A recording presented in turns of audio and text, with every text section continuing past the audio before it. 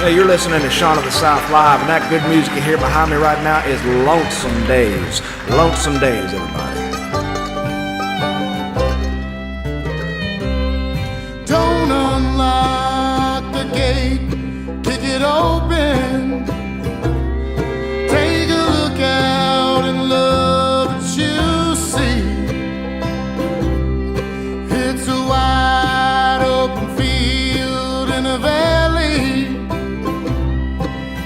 and I call this place destiny. You can step on out if you want to,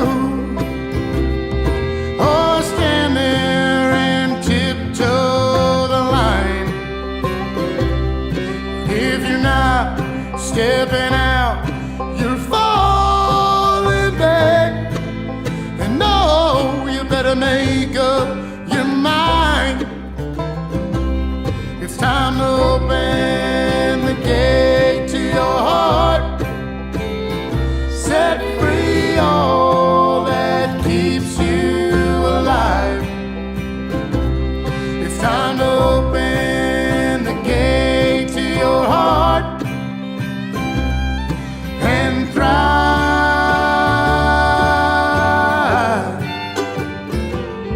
Step out of the shackles that hold you.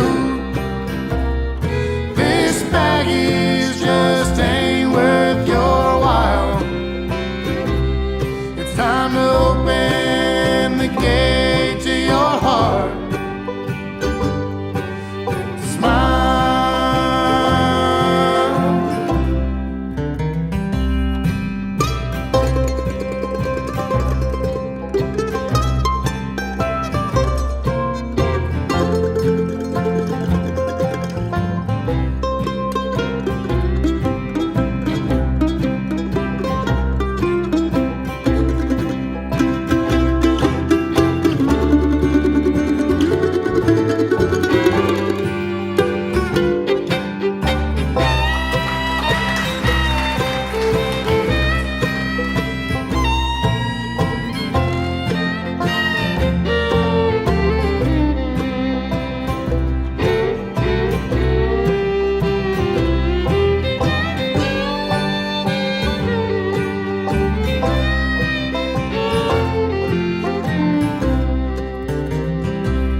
Step out of the shackles that hold you. This baggage just ain't worth your while. It's time to open the gate to your heart and smile.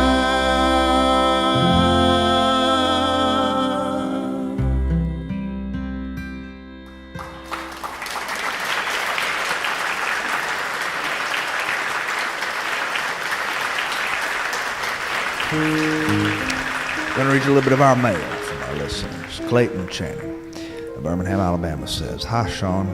My mother loves you.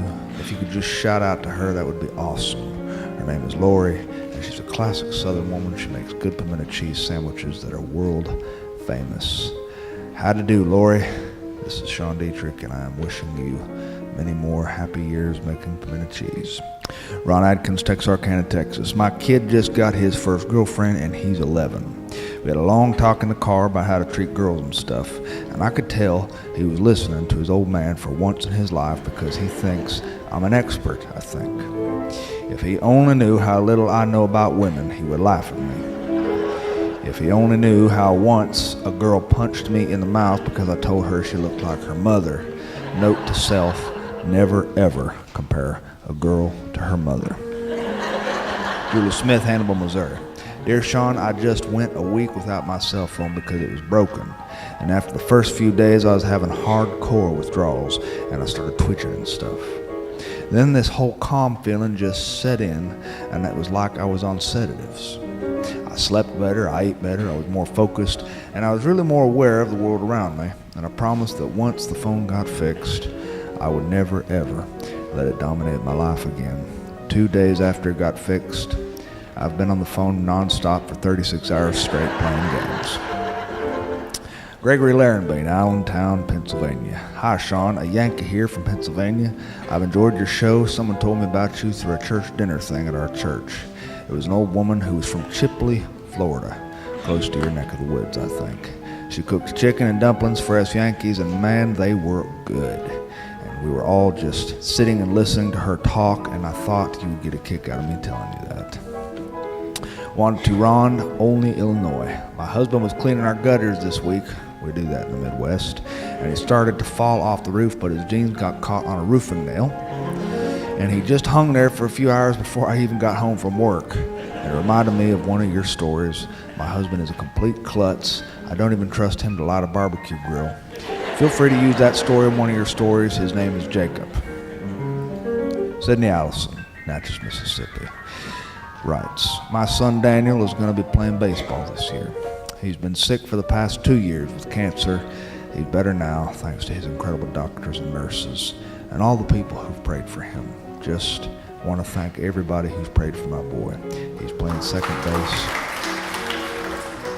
Dear Sydney, here's to a good year. Sasha from Columbia, Alabama. Sasha writes, a friend turned me on to your podcast at the first of this year, and now you are my early morning, Monday morning listen. Each week as I make breakfast and I pack lunches for my husband and 3 kids at 5 a.m. in the morning. You pair well with bulletproof coffee and bleary-eyed teenagers. Jennifer from Ozark, Alabama writes, when I hear your stories, they bring back my Meemaw to me. They make me laugh and smile like her stories did. Meemaw was a tough, baby-loving, grease-slinging, pea-picking woman. She went to church on Sundays. She never drank or smoked, but dipped CC snuff. And she'd been doing that since she was 12 years old. She lived to be 95. She kept her can of snuff by her recliner till the day she passed. Meemaw was everything I ever wanted to be. Rena Montgomery, Sacramento, California. Dear Sean, my son and I are 2 Southerners who are homesick for Little Rock, Arkansas, and we just want to say hi to my parents, Marion and Anthony, who turned me on to your podcast this year. It's our little piece of home each week. Keep up the good work. Dear Rena, thank you for those kind words. Frida Samana, San Antonio, Texas writes, don't know how we stumbled onto you, Sean, but just wanted to say that my husband and I are Puerto Ricans who were both born in the South. Then we moved to San Antonio for work, and now we're kind of becoming Mexican since there's a strong Mexican culture here. Actually, it's more Texican, really. But I just want to say the South is much more diverse than people on TV really give it credit for. The TV gets us so wrong. Gracias por tu espectáculo, Sean. Dear Frida, gracias por tus palabras amables, no hay bronca. I don't know what I just said. Eric Pilfer from Columbia, South Carolina writes, my daughter Kaylee is upset because she had a bad haircut. It's a really bad one, let me tell you. The lady who cut her hair must have been on drugs or something. But to make my daughter feel better, I pulled out my photo album from high school. All the pictures from the 80s were enough to make her die laughing. I showed her that there's an entire decade of bad hair. And we cut our hair that way on purpose. I had a mullet, man. I looked like Billy Ray Cyrus, and we all thought we were so cool back then. So, the moral here is bad hair is all about how you choose to look at it. Dear Derek, that is brilliant wisdom from a father. Myra Mueller, Huntsville, Alabama. My mother Adeline just had her 90th birthday, and we all gathered in her living room. She got up to make a birthday speech. She raised a glass, and she said, what are all these people doing in my living room? Everyone kind of smiled at each other. We didn't know if she was joking or not. And my mom just said, just kidding. I'm not senile yet. So I guess that means you can't steal my money, you greedy little buzzards. My mother is a strong and funny woman. She always has been. She's had a great sense of humor my whole life. I feel so proud that she's made it to 90 and in such good health too. She's the most beautiful person I have ever known. Happy birthday, Mama. Happy birthday from us all. Dear Myra Mueller, happy birthday from everybody here tonight. That's letters from our listeners. Let's have another song from Lonesome Days, bluegrass band, Lonesome Days.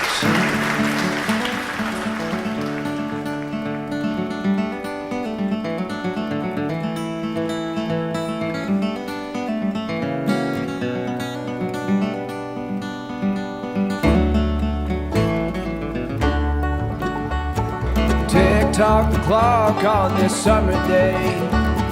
Another passed by without much to say.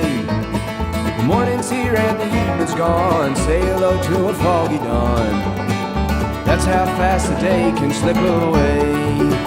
Hold on to what you're holding. Hold on to what you're holding. Just when you feel like folding, 'cause there's nothing left for the showing. Hold on to what you're holding.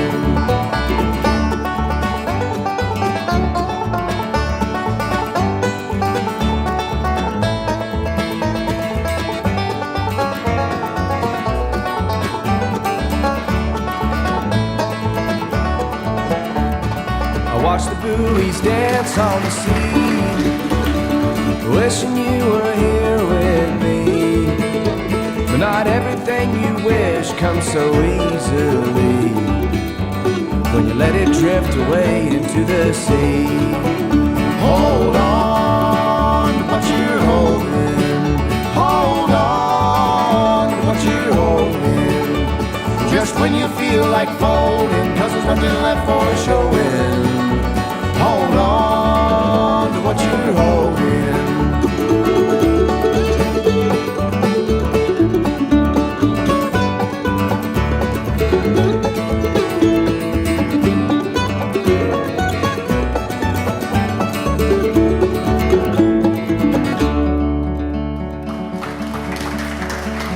When a memory walks you back down the line and lets you grab a hold of the time that we had wine. If only we could climb all the walls of time, I'd stop the clock so you're forever mine.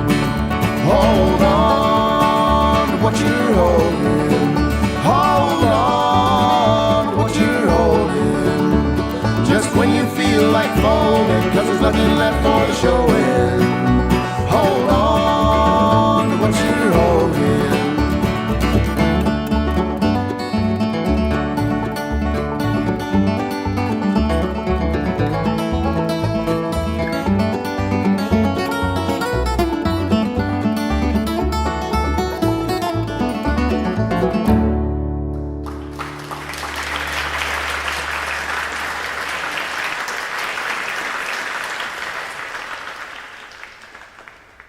Well, it is that time of year when the topic of every marital conversation is the honey-do list. You see, during the winter we can put off and put off and put off and put off what we don't want to do as men.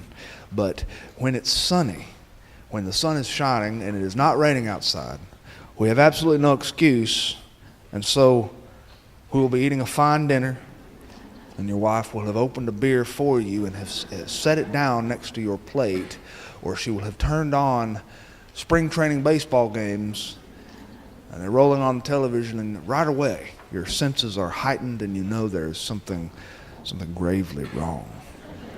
Something gravely wrong. Most often this has to do with the honey-do list. This list has been accruing all winter long. And now the time has come when you must put on your male hat and do the things that males do.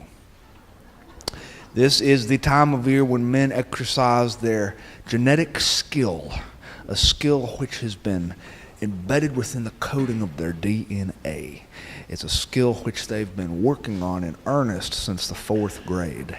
It is the skill of listening and responding without listening or responding. A man's wife might say to him, I need you to get out there and move that bird bath to the other corner of the yard, and the gutters are full, and you still hadn't painted that side of the house that is just starting to rot, and replaced that rotting piece of the door jamb. And the man will listen and he will respond, oh yes. Oh, interesting. We can keep this going for a long time. Usually, when a woman catches on to what's happening, she will say something like, are you even listening to me? And a man, if he is smart enough, through many, many eons and millennia of selective breeding, a man will have total recall of the last 4 words that woman said. No more, no less. He can go no further beyond those 4 words. But those 4 words, they can go a long way. When she says, "Will you even listen to me?" a man will say, "Of course I was." "Oh, really? Well, what did I say?" And a man will say, well, you said to move the door jamb into the bird bath and paint the gutter." And this, of course, is when a man will lose the most important piece of his body by the hand of his wife, who is wielding nothing but a steak knife. My Uncle Tommy Lee and my Aunt Lucille, they have these sorts of conversations, especially during the springtime. We watch Uncle Tommy Lee and Aunt Lucille have this conversation, and Aunt Lucille will say something. Tommy Lee is good. He's smart. He's been doing this a long, long time. He's earned every white hair on his head. When she says something or lays down the law in her opinionated, hard fashion, which she does, my Aunt Lucille has a voice like a commander in the Third Reich of the Nazi army. And Uncle Tommy Lee will look at her and he will nod and he will say, yes, ma'am. He calls her ma'am. I hear you, he'll say. And he says it with such conviction, it's beautiful. And he'll wink at me, and that means, take notes, boy. This is how you do marriage. And so Uncle Tommy Lee will walk outside or make himself disappear for a little while.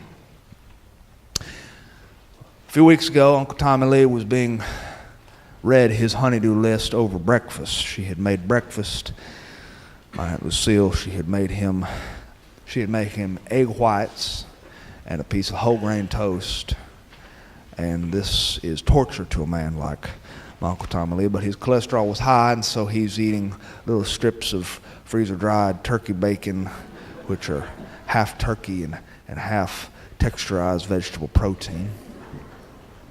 She read him this honey-do list, and he said, And she said, "Were you listening to me?"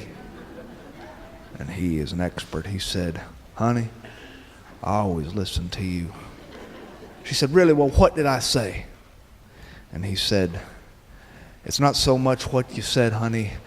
It's how you said it." She says, "You weren't listening to me at all, were you?" He said, "Of course I was, and I'm about to get on it right now." And before she could even finish talking, he had already stood up and he had walked out the door like he was going to go complete a full day's work. He had no idea what in the hell he was going to be doing, but he left to do it just the same.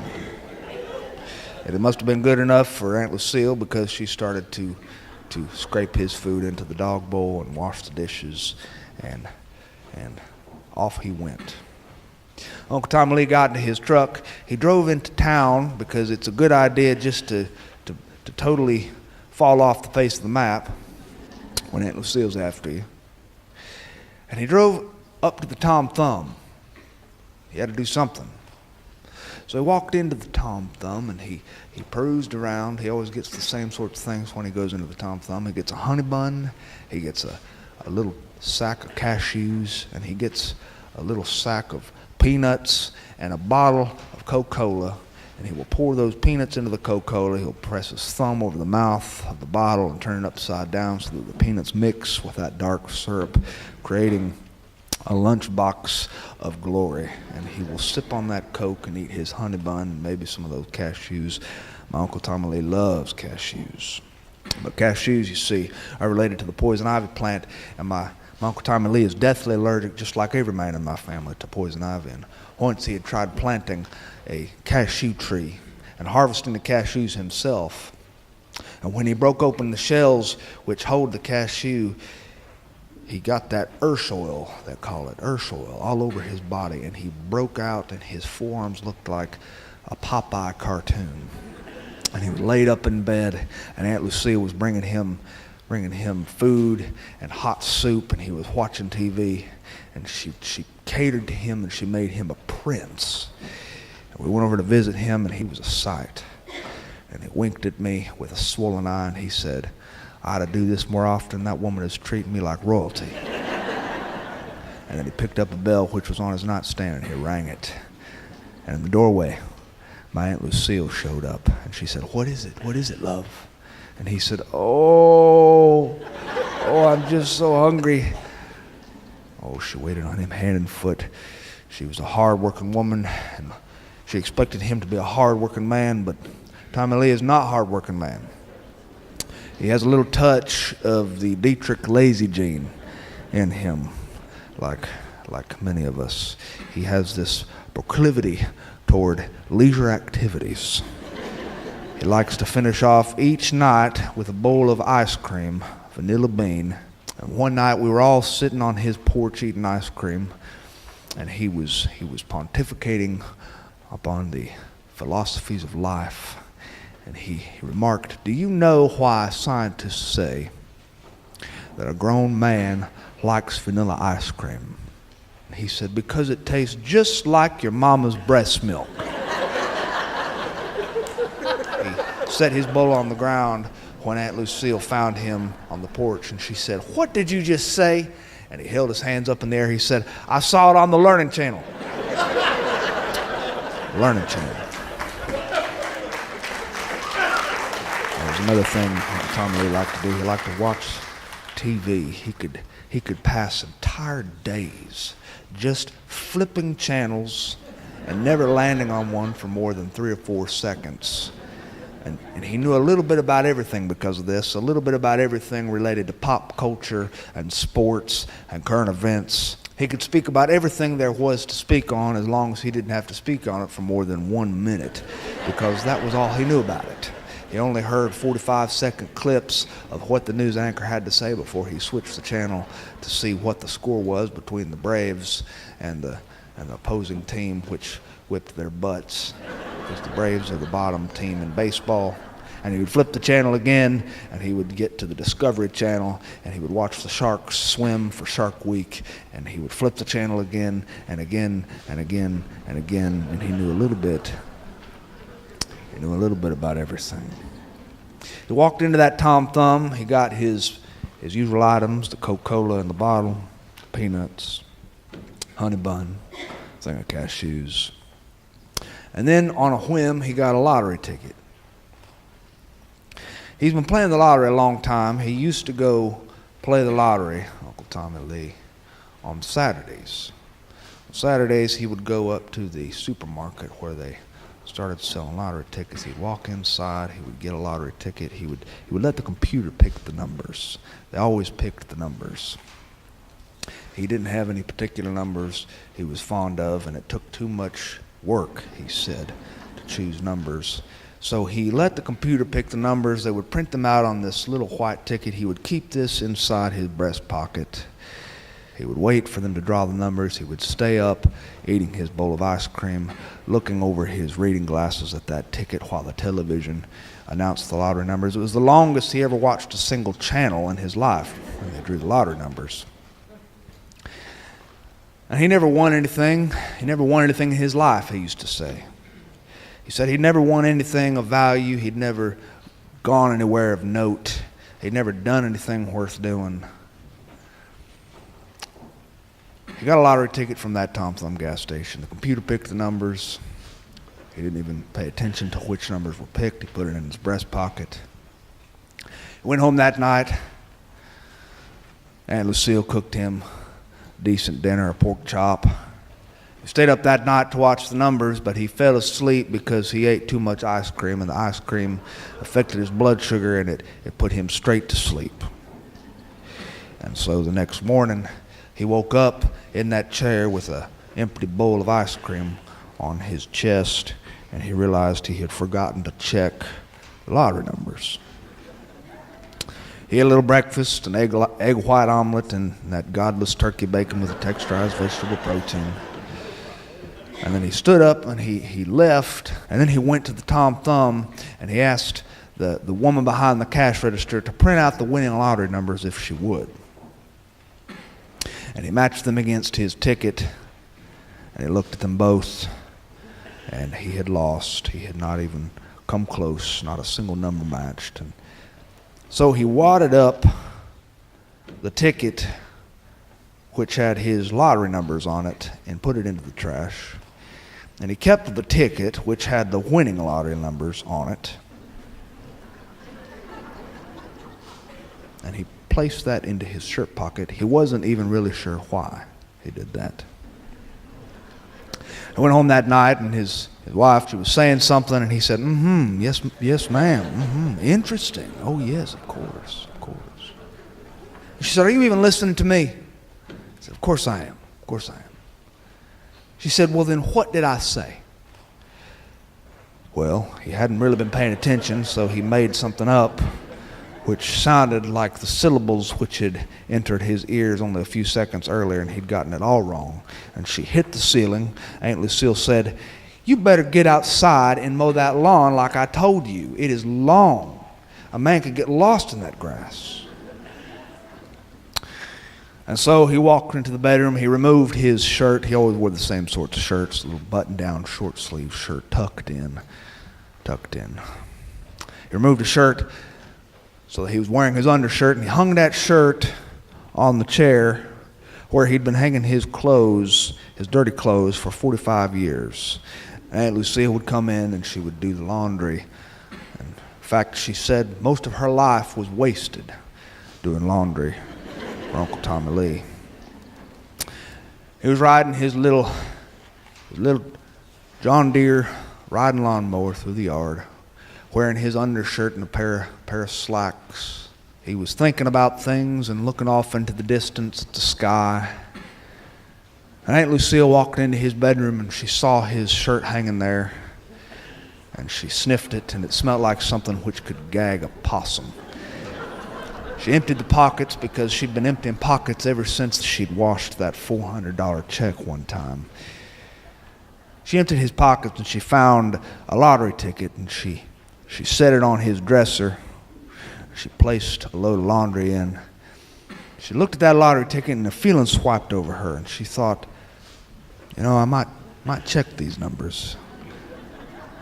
He hadn't thrown it away yet. I guess he hadn't checked it. So she got onto her computer, and she checked the lottery numbers, and she matched one lottery number up, and she matched another number up. Every single number on that ticket matched with the winning lottery numbers, and she began to scream. She couldn't help it. Aunt Lucille began to scream so loud that she almost ruptured one of her vocal cords. She said, we're rich, and she ran outside. She was waving her arms back and forth and back and forth and back and forth, and she caught Tommy Lee while he was making a pass in the yard, and he said, what is it, Lucille? She said, we're rich. You won. We're rich. And he hopped off the John Deere tractor. He said, what are you talking about? And she said, Tommy Lee, we're rich. We've won the lottery for once in your life. You've done something right. And she talked, and she yelled, and she screamed, and she was excited. He'd never seen her this excited. She said, oh my God, I know exactly what I'm going to do. I know exactly what I'm going to get granite countertops in the kitchen. I'm going to rip up that old linoleum floor, and I'm going to replace it with hardwood. Yes, sir. Heart pine hardwood floors. I'm going to redo our bathroom. You know what? I'm going to go ahead and replace all the fixtures, all the light fixtures, and make it just like Chip and Joanna on HGTV. Uncle Tommy Lee just listened to her, and he looked at her, and he felt awful low inside, and he did what any man would do in his situation in this instance. He just let her keep on talking. She said, Tommy Lee, get up here. You got to pack right now. And so Uncle Tommy Lee played along. He walked inside. He said, okay. He started packing his bag, his suitcase. He said, what should I pack for? Should I pack for the mountains or the beach or for the Bahamas? She said, I don't care where you pack for. Just get out of my house and stay gone. And that is how Uncle Tommy Lee and Aunt Lucille got a divorce.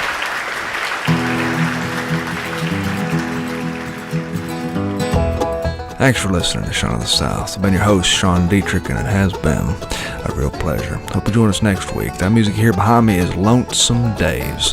Johnny Miller, Sam Parks, Todd Lilienthal, Jeremy Garrett, and my old college buddy Bradley Morse on the bass and vocals. To find anything more about what they do, you can visit lonesomedays.com. And while you're there, I hope you pick up a copy of their album, The Lonesome Days. I promise it'll be worth it. These guys are something else. To find anything more about what I do, you can visit seanofthesouth.com. And while you're there, hope you take the time to drop me a line, because I love to hear from my friends. Send me your messages, send me your mail, send me your birthday announcements, anything you like read over the air.